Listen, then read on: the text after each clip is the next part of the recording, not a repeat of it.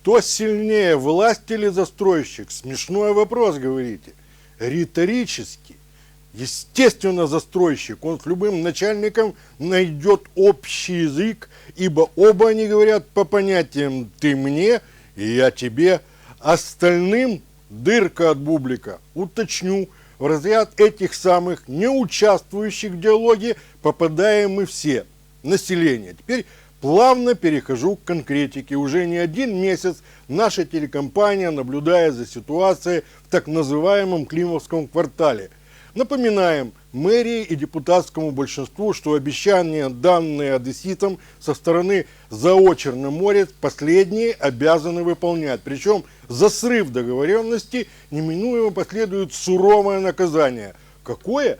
Цитирую слова градоначальника Алексея Костусева, сказанные им после решения городской думы о продлении реконструкции до 2015 года квартала в границах улиц Пантелеймоновской, Екатерининской, Малой Арнаутской и Преображенской, рядом с Привозом. Было это в самом начале восхождения Алексея Алексеевича в кабинет на втором этаже мэрии. Он заявил тогда, что если условия соглашения по отселению не будут выполняться, разрешение на строительство будет отменено. За это время было все.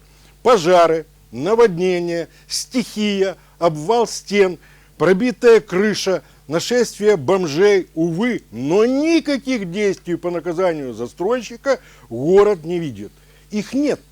Людей обещают расселить до 2015 года. Другими словами, предупреждают, зимой существуйте в тулупах и топите буржуйку. Осенью и весной закрывайте дыры чем угодно.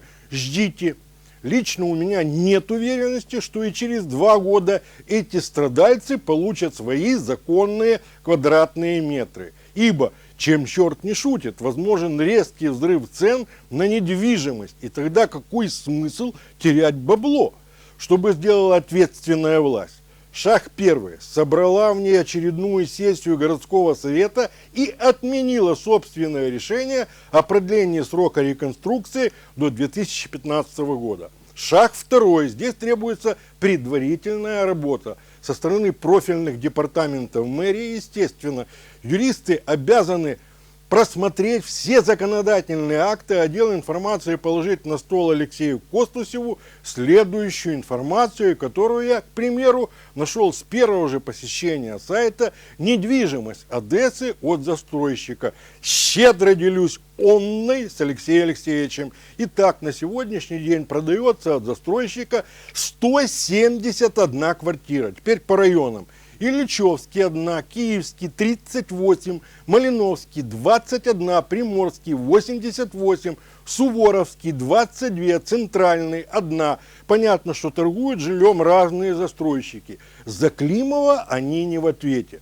Но то и существует государство, потому-то мы выбираем органы местного самоуправления, чтобы в кризисные, чрезвычайные моменты прежде всего обеспечить нормальное существование пострадавших обывателей. И здесь требуется третий шаг – вызвать всех продавцов жилья, у которых в данный момент есть свободные квадратные метры, усадить за стол напротив Леонида Михайловича Климова и заставить эту гоп-компанию подписать договор о передаче жителям многострадального квартала квартир с условием, что передаваемый метраж будет точно таким же, как был у жильца до сносов.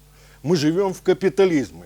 Халявы нет. Это первое. И второе. Господин Климов обязуется вернуть своим коллегам ровно столько же квартир такого же метража не позже 2015 года. В противном случае будет отвечать по этому долгу всем своим имуществом, нажитым непосильным трудом. А как иначе разрешить проблему жильцов Климовского квартала?